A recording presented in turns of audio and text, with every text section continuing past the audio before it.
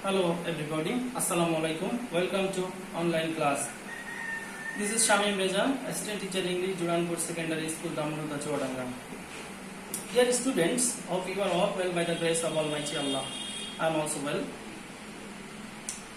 Our educational institutions are closed due to the pandemic COVID-19 and we have nothing to do here. But we have to keep our study moving. That's why I am with you with the online class. Today we will discuss about tag question, a very important topic and a very easy topic as well for the students of class 9 and class 10. So let's get started without wasting time. Dear students, tag question, the topic itself gives you a proper idea about what to do here in this section. Actually, tag question actually indicates that you will be given a statement whether positive or negative.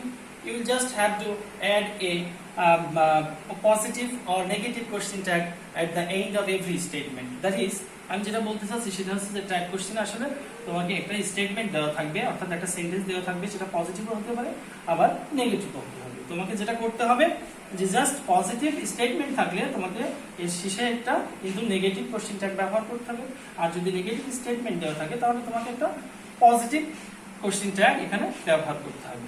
এটা হচ্ছে মূল বিষয়। তবে আরেকটা জিনিস লক্ষণীয় যে এখানে ট্যাগ কোশ্চেনে মূলত আমরা যখন নেগেটিভ কোশ্চেন ট্যাগ করব তখন আমরা কিন্তু এই নেগেটিভের যে কন্ট্রাক্টেড ফর্মটা ইউজ করব। সাহায্যকারী ভার্বের বিভিন্ন ভার্বের আমরা কন্ট্রাক্টেড ফর্মটা ইউজ করব। এখানে আমি তোমাদের সুবিধার্থে কিছু কন্ট্রাক্টেড ভার্ব আসলে আমি দিয়ে দিয়েছি, যেমন এম ই যার থাকলে আমরা আরএন্ট বা আইএন বসাবো এম এর পরিবর্তে, ইজ এর পরিবর্তে ইজেন্ট, ইজ নট না বসিয়ে আমরা ইজেন্ট। দেখো এই এন এখানে ওটি, এখানে ও কথাটা মিসিং আছে, যার পরিবর্তে ওটা মিসিং, তার পরিবর্তে আমরা একটা অ্যাপোস্ট্রফি ব্যবহার করেছি। এইভাবে কিন্তু কন্ট্রাক্টেড হয়েছে মূলত। সিমিলারলি আর থাকলে আমরা আরএন দেব। একইভাবে দেখো ওয়াজ, ওয়ার, হ্যাভ, হ্যাজ, হ্যাড থাকলেও সেগুলো কন্ট্রাক্টেড ফর্ম হবে, সেখানে এখানে উল্লেখ করা আছে।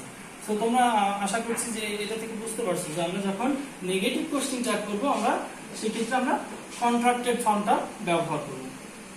আরেকটা বিষয় ডিয়ার স্টুডেন্টস, ট্যাগ কোশ্চেন মূলত কিন্তু mainly concern with subject and verb. এই যে সাবজেক্ট আর ভার্বটা ফাইন্ড আউট করতে পারলে কিন্তু ট্যাগ কোশ্চেনের স্টেটমেন্টটা যত বড়ই হোক এটা কোনো ব্যাপার না। এখানে তোমার মেইন কনসার্ন কিন্তু মূলত সাবজেক্ট এবং ভার্বকে নিয়ে, ঠিক আছে? এখন যেমনটা আমরা বলছিলাম যে স্টেটমেন্টটা যদি জাস্ট আমরা পজিটিভ হয় আমরা নেগেটিভ ট্যাগ কোশ্চেন করব, নেগেটিভ থাকলে পজিটিভ ট্যাগ কোশ্চেন করব। অর্থাৎ সেন্টেন্সের এই সাইডের অংশ নিয়ে আমাদের তেমন কোনো মাথা ব্যথা নেই, আমরা শুধু দেখবো যে সেটা পজিটিভ না নেগেটিভ স্টেটমেন্ট। যদি পজিটিভ হয় তাহলে আমরা এই ভার্ব, সাহায্যকারী ভার্ব যদি দেওয়া থাকে তাহলে তো আরো ইজি হয়ে গেল। সাহায্যকারী ভার্ব এবং এই যে এখানে সাবজেক্টিভ যে একটা সাবজেক্ট আছে, এখানে পার্সোনাল প্রোনাউন আছে, এটা নিয়ে আমরা ট্যাগ কোশ্চেন করতে কিভাবে করতে পারি আসো আমরা দেখি। তাহলে he is a good boy, এখানে হবে যেহেতু পজিটিভ স্টেটমেন্ট, এখানে হবে ইজেন্ট।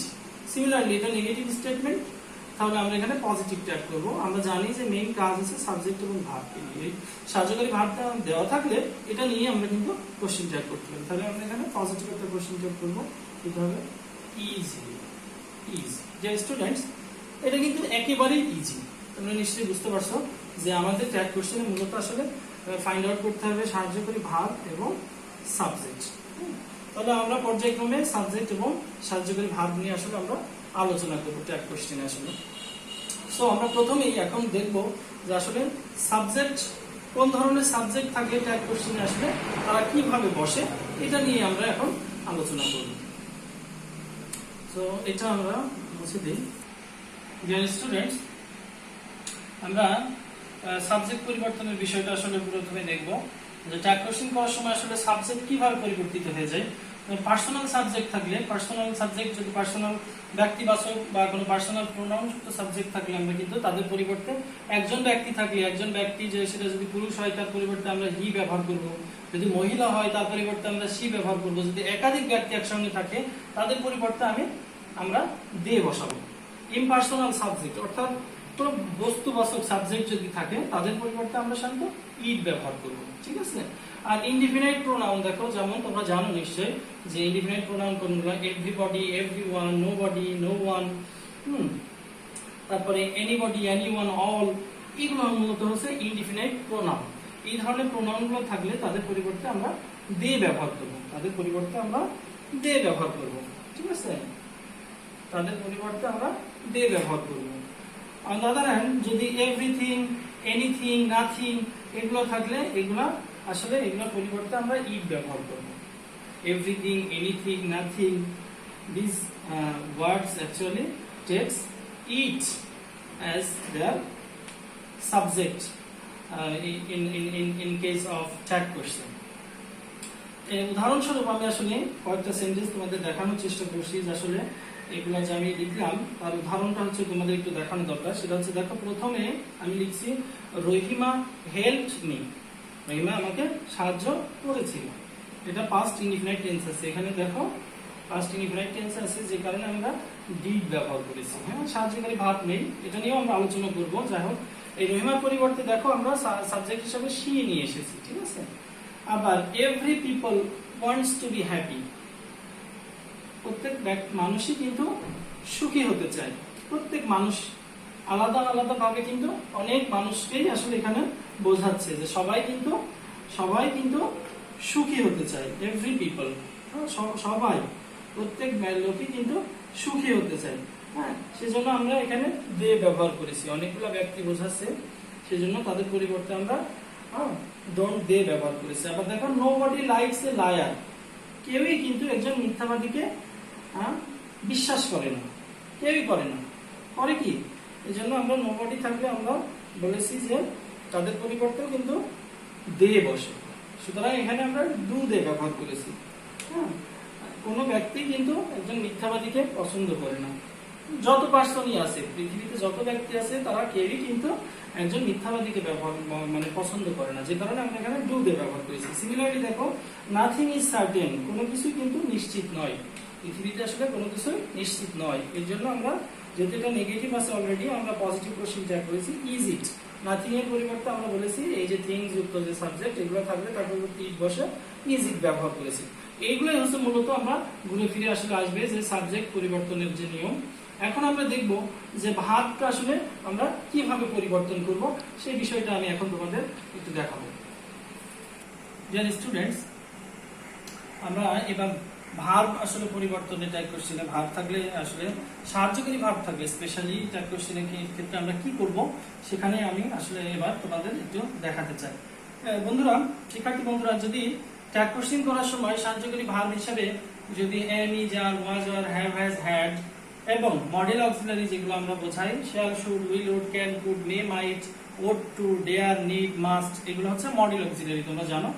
সাহায্যকারী বা মডেল অক্সিলারি এই ভার্বগুলো যদি থাকে ট্যাগ কোশ্চেন করার সময়, আমাদের কিন্তু আর অন্য কোনো ভার্ব নিয়ে আসলে চিন্তা করার দরকার নেই, আমাদের নতুন করে অন্য কিছু ভাবার দরকার নেই। আমরা এই সাহায্যকারী ভার্বগুলো ব্যবহার করেই কিন্তু আসলে ট্যাগ কোশ্চেন করতে পারি। হ্যাঁ, কিভাবে করতে পারি তার উদাহরণ এখানে উল্লেখ করা হয়েছে, তোমরা একটু দেখো। যেমন, he has done well in the exam, সে আসলে পরীক্ষাতে ভালো করেছে। এই যে এখানে সাহায্যকারী ভার্ব দেওয়া আছে, আর এখানে আমরা সাবজেক্টও পেয়ে যাচ্ছি, ঠিক আছে। তাহলে আমরা এইটা ব্যবহার করে ট্যাগ কোশ্চেন করতে পারি। যেমন, হ্যাজেন্ট, এখানে দেখো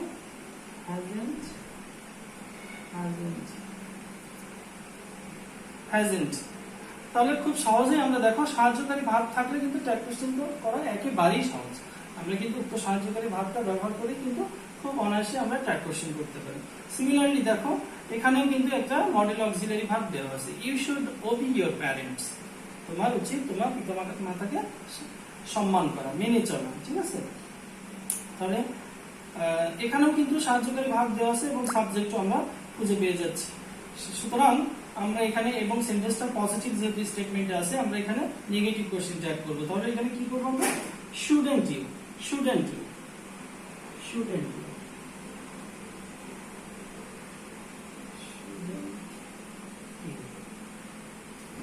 ইন্টারোগেটিভ চিহ্ন, ঠিক আছে। নোট অফ ইন্ট্রোগেশন অবশ্যই মনে করে প্রত্যেকটা সেন্টেন্সের পরে আমাদের ব্যবহার, যেমন হি মাইট কাম হিয়ার, সে এখানে আসতে পারে, তার আসার সম্ভাবনা আছে, এরকম বোঝাচ্ছে। এটাও কিন্তু একটা মডেল অক্সিলারি ভার্ব। তাহলে আমরা কি করব? এটাও কিন্তু পজিটিভ স্টেটমেন্ট, সুতরাং আমরা এখানে লিখব মাইটেন্ট হি, মাইটেন্ট হি,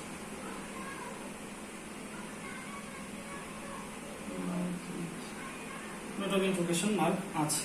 তাহলে শিক্ষার্থী বন্ধুরা তোমরা দেখতে পাচ্ছ যে সাহায্যকারী ভাব যদি স্টেটমেন্ট যেটা কোশ্চেনে আসলে দেওয়া থাকে তাহলে কিন্তু খুব সহজেই আমাদের নতুন করে অন্য কোনো সাহায্যকারী অন্য কোনো ভাবকে আমদানি করার এখানে প্রয়োজন নেই। আমরা সাহায্যকারী ভাব যদি দেওয়া থাকে সেই সকল সাহায্যকারী ভাবকে ব্যবহার করে আমরা কিন্তু অনায়াসে ট্যাগ কোশ্চেন করতে পারি।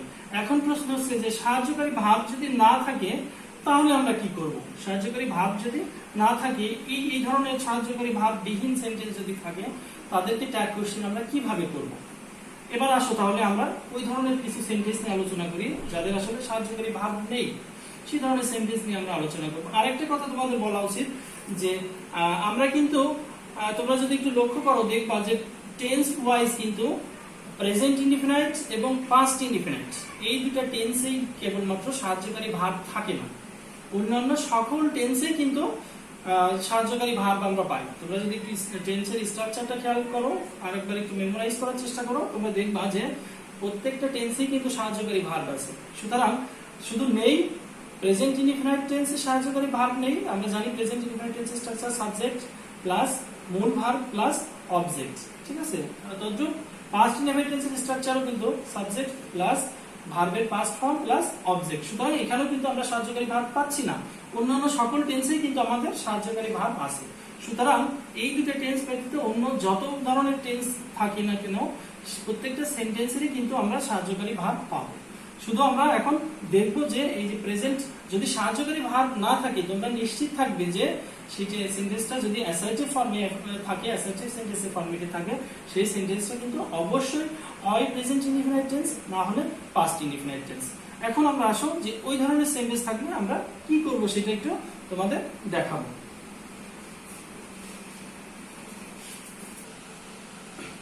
ডিয়ার স্টুডেন্টস, এখন তোমরা দেখো যে সাহায্যকারী ভাব না থাকলে সেই যে ধরনের সেন্টেন্সগুলো আসলে সাধারণত সাহায্যকারী ভাব আমরা খুঁজে পাই না, সেই ক্ষেত্রে আমাদের কি করতে হবে? আমি আগেই বলেছি যে সাহায্যকারী ভাব যদি না থাকে অ্যাসার্টিভ সেন্টেন্সের ক্ষেত্রে স্পেশালি তোমরা অবশ্যই মনে করবা যে সেই সেন্টেন্সটি আসলে হয় প্রেজেন্ট ইনডিফিনাইট টেন্স না হলে পাস্ট ইনডিফিনাইট টেন্স আছে। এটা দেখো এই সেন্টেন্সটা কিন্তু প্রেজেন্ট ইনডিফিনাইট টেন্সে আছে এবং এই সেন্টেন্সটা এবং পরবর্তীতে যে তিনটা সেন্টেন্স দেখছি প্রত্যেকটাই কিন্তু পাস্ট ইনডিফিনাইট টেন্সে আছে। অন্যান্য অ্যাসার্টিভ সেন্টেন্সের ক্ষেত্রে অন্যান্য টেন্স এর ক্ষেত্রে কিন্তু অবশ্যই সাহায্যকারী ভাব থাকবে। তোমরা একটু যদি বই খুলে দেখো তোমরা ইজিলি বুঝতে পারবে যে অন্যান্য সকল টেন্সে কিন্তু সাহায্যকারী ভাব থাকে। সুতরাং তোমাকে কিন্তু আর অন্য কোনো বিষয় নিয়ে চিন্তা করা লাগে না, ওই সাহায্যকারী ভাব নিয়ে কিন্তু তুমি ট্যাগ কোশ্চেন করতে পারো। এবার সাহায্যকারী ভাব না থাকলে আমরা কি করব? তোমাদের সেক্ষেত্রে বলে রাখছি যে সাহায্যকারী ভাব যদি না থাকে তাহলে প্রেজেন্ট ইনডিফিনাইট টেন্সের ক্ষেত্রে আমরা ডু বা ডাজ নিয়ে আসবো। কি করব? ডু বা ডাজ ব্যবহার করব। কখন ডু? যদি এই সাবজেক্ট, এখানে সাবজেক্ট যদি সিঙ্গুলার হয় তাহলে আমরা ডাজ ব্যবহার করব, সাবজেক্ট যদি প্লুরাল হয় সেক্ষেত্রে আমরা ডু ব্যবহার করব। এখানে যেহেতু সিঙ্গুলার সাবজেক্ট আছে এবং এটা প্রেজেন্ট ইনডিফিনাইট টেন্স, দেখো হেল্পের শেষে এখানে এস যোগ হয়েছে, এখানে আছে সাকিব হেল্পস মি, সাকিব আমাকে সাহায্য করে। তাহলে এটা আমরা দেখতে পাচ্ছি যে ভার্বের সঙ্গে এস যুক্ত আছে এবং সাকিব একজন ব্যক্তি, সুতরাং এটা হচ্ছে থার্ড পারসন সিঙ্গুলার নাম্বার এবং প্রেজেন্ট ইনডিফিনাইট টেন্স। সুতরাং আমরা এখানে পজিটিভ স্টেটমেন্ট যেহেতু আমরা নেগেটিভ স্টেটমেন্ট হিসেবে ডাজেন্ট হি ব্যবহার করব। আমরা এখানে ডাজেন্ট হি ব্যবহার করব, ডাজেন্ট। সিমিলারলি দেখো এটা পাস্ট টেন্স আছে, যেহেতু ভার্বের পাস্ট ফর্ম আমরা এখানে লক্ষ্য করছি, পাস্ট ইনডিফিনাইট টেন্স আছে। পাস্ট ইনডিফিনাইট টেন্স থাকলে আমাদের আসলে সাবজেক্টের দিকে আর তেমন খেয়াল রাখার দরকার হয় না, কারণ পাস্ট ইনডিফিনাইট টেন্সে প্রত্যেক ক্ষেত্রেই আমরা কিন্তু শুধুমাত্র ডি ব্যবহার করি। সুতরাং আমরা এখানে এটা পজিটিভ স্টেটমেন্ট, আমরা ডিডেন্ট হি, এখানে ডিডেন্ট হি ব্যবহার করব, ডিডেন্ট হি, ডিডেন্ট। একইভাবে এটাও পাস্ট টেন্সে আছে, সুতরাং আমরা এখানে ডিডেন্ট উই দিব, এখানে didn't we, didn't. Note of information অবশ্যই ব্যবহার করতে হবে। I met him at the airport, আমি তার সঙ্গে এয়ারপোর্টে আসলে দেখা করেছিলাম, এটাও কিন্তু পাস্ট ইনডিফিনাইট টেন্স আছে। তাহলে এখানে আমরা ডিডেন্ট আই ব্যবহার করব, এভাবে অ্যাসার্টিভ সেন্টেন্সের ক্ষেত্রে যদি আসলে সাহায্যকারী ভাব ব্যতীত থাকে তাহলে অবশ্যই সেটা তোমরা মনে করবে যে হয় প্রেজেন্ট ইনডিফিনাইট টেন্স না হয় পাস্ট ইনডিফিনাইট টেন্স আছে। আমরা এভাবে কিন্তু এই ধরনের সেন্টেন্সগুলো ট্যাগ কোশ্চেন করতে পারি। এখন অ্যাসার্টিভ সেন্টেন্স ছাড়া অন্যান্য সেন্টেন্সের ক্ষেত্রে আসলে ট্যাগ কোশ্চেন ক্ষেত্রে আমরা কি করব, কিরকম হবে, চেঞ্জ হবে কেমন, সেটা নিয়ে আমরা এখন একটু তোমাদের সঙ্গে আলোচনা করব। এটা স্টুডেন্টস, আমরা দেখো এবার অন্যান্য সেন্টেন্সের ক্ষেত্রে আসলে ট্যাগ কোশ্চেনটা আসলে কিভাবে হয়। ইম্পারেটিভ সেন্টেন্সের ক্ষেত্রে আমাদের ট্যাগ কোশ্চেন করার সময় আমরা জানি যে ইম্পারেটিভ সেন্টেন্সটা সাধারণত ভার্ব দিয়ে শুরু হয়।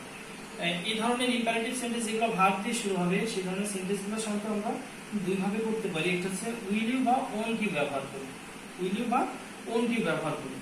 তাহলে কখন উইল ইউ বা কখন ওন্ট ইউ ব্যবহার করব, আমরা সাধারণত এটা মনে রাখতে হবে যে পোলাইট ভাবে, ভদ্রভাবে কাউকে কোনো কিছু আদেশ করার ক্ষেত্রে আমরা সাধারণত ওন্ট ইউ ব্যবহার করতে পারি।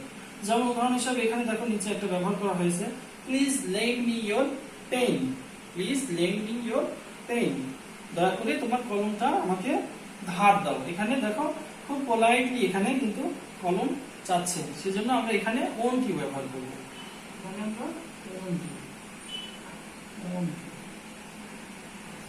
ওন্ট ইউ ব্যবহার করব। এবার পরবর্তীতে আবার দেখো পরের সেন্টেন্সটি এখানে লেখা আছে যে শাট আপ, শাট আপ,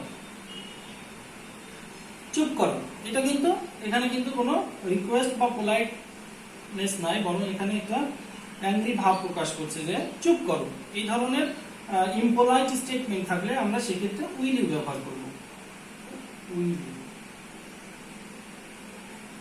অর্থাৎ শেয়াল ইউ ব্যবহার করব। আমরা সাধারণত ওন্ট ইউ ব্যবহার করব পোলাইট স্টেটমেন্টের ক্ষেত্রে, ভদ্রভাবে কোনো কিছু চাওয়া বা বলার ক্ষেত্রে, এবং ইম্পোলাইট একটু রূঢ়ভাবে যখন কোনো কিছু চাওয়া বা বলা হয় সেক্ষেত্রে আমরা উইল ইউ ব্যবহার করব।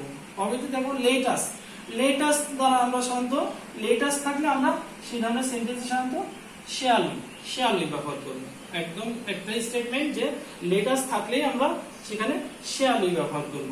যেমন let us go for a walk, এই ধরনের সেন্টেন্স থাকলে আমরা শেয়াল ইউ ব্যবহার করব। at the same time দেখো এই যদি লেট আস এর পরিবর্তে যদি অন্যান্য প্রোনাউন থাকে লেটের সঙ্গে, যেমন let him, let her, let them, এগুলো যদি থাকে, এগুলো দিয়ে যদি সেন্টেন্স শুরু হয় তাহলে তাদের পরিবর্তে আমরা উইল ইউ ব্যবহার করব, তাদের পরিবর্তে আমরা উইল ইউ ব্যবহার করব। এবং আরেকটা বিষয় আছে যে এক্সক্লেমেটরি সেন্টেন্সের ট্যাগ কোশ্চেন কিন্তু আমরা অ্যাসার্টিভ এর ফর্মে করব। এই যে এখানে আমরা উল্লেখ করছি অ্যাসার্টিভ ফর্ম, অর্থাৎ অ্যাসার্টিভ সেন্টেন্সে যেভাবে আমরা করি সেভাবেই করব। এখানে সাবজেক্ট এবং আমরা ভার্বটাকে মূলত খুঁজে বের করে সেই অনুযায়ী আমরা ট্যাগ কোশ্চেন করব। এখানে দেখো how beautiful the bird is, এখানে দ্য বার্ড ইজ কিন্তু এখানে সাবজেক্ট এবং ভার্ব। সুতরাং এখানে আমরা ট্যাগ কোশ্চেন করব অ্যাসার্টিভ এর নিয়মে, the bird is very beautiful, এরকম অ্যাসার্টিভ মিন করে, তাহলে isn't it, isn't it, isn't it,